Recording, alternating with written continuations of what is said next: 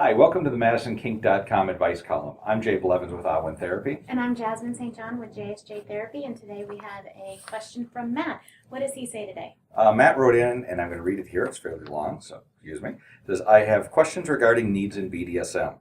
I'm fairly vanilla. I'm open to trying anything and even enjoy light bondage and role play. However, my significant other is into S&M. I've never done S&M, and this is something she knew early in the relationship. I very much doubt that I'll enjoy it, but I'll try it for her. I'm worried that it not working for us will lead to her resenting me and our relationship. She says it's not a deal breaker, but I have a nagging feeling that it will become one. For reference, she would like to play once every couple of weeks, and prior relationships have allowed her to play with others outside of the relationship, which is something she knows I'm not okay with.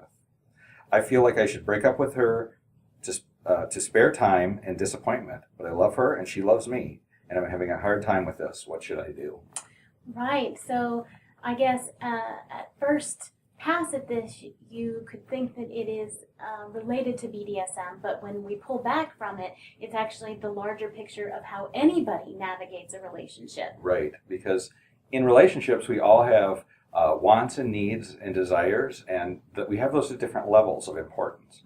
And part of having a relationship is negotiating with the other person how much, how we can make those work together. Right. Where there's room for compromise, change, where we're willing to go the way they want. And then also the flip side of that is, what are the values that are so core to us or so important to us for our happiness that we're unwilling to change on them? Right. And I think that the other side of this is that on some level, you have to begin to trust that your partner is telling you what it is that they want and need. And so if you're not willing to go off of their word on this and you feel that you can't trust them, then that's again a bigger indication of an issue that's going on in the relationship beyond just the idea of, oh, I don't know if I can get into S&M or not. Right. So what should you do, Matt? That's a big question. One, I would start with you, which you kind of started doing this question, analyzing yourself and saying, what are the things that I'm willing to compromise and what I'm not? You kind of said in your question that you're willing to try some of the S&M activities. Right. And I think that's great because you don't know until you try. You may be perfectly right that you won't enjoy it, but you might find a couple other options. You may find you don't enjoy it, but you don't dislike it so much that it's a problem to do it because your partner likes it. Right. There's plenty of things we do in relationships that we do because it makes our partner happy, and that's the way good relationships work. Or you may find you actually enjoy it. But then you talked about the idea of non-monogamy, being open.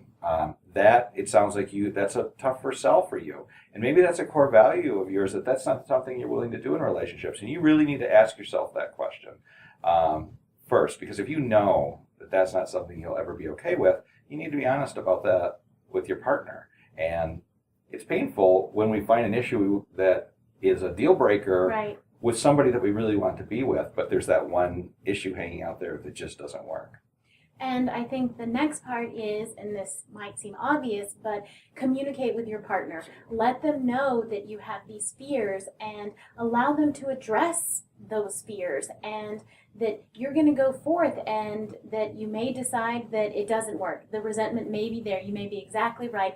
Or you may find that, doing S&M is completely fine and you do it once a month and it works for you and your partner and you move forward. But to be able to have that communication with her, I think is really crucial to allow her to address those fears and for you two to be able to have communication that allows for more open expression to be able to move forward. Absolutely. And I think then the last piece is kind of what you talked about is, so you figured out what's important to you, what you can and can't move on. You had conversation. It's that trust piece. Mm-hmm. Because what you have to do is, it's difficult when we start making decisions based on our assumption of the other person. So if you're worried about her feelings of resentment, the question is, it's not your job to protect those feelings for her. It's about you to trust that she's being honest with you.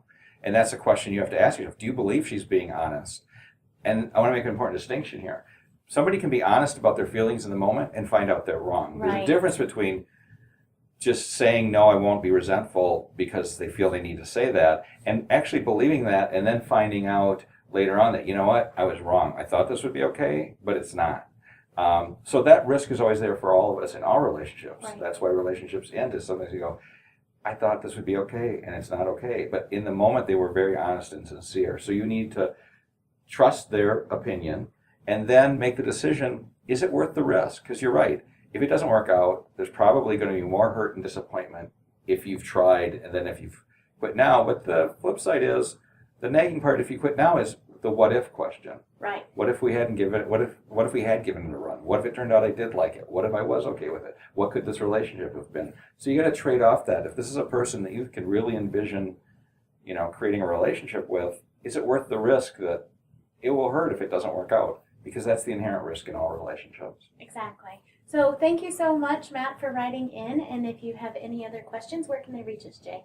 They can reach us at advice@madisonking.com. I'm sorry, I forgot there for a minute. So shoot us an email if you have any questions for us or any follow-ups. And Matt, we wish you the best. Relationships are challenging and fraught with peril, unfortunately. It'd be great if they were simple, but they can be wonderful when we do it right and they work out. So good luck. Take care. Bye-bye. Bye.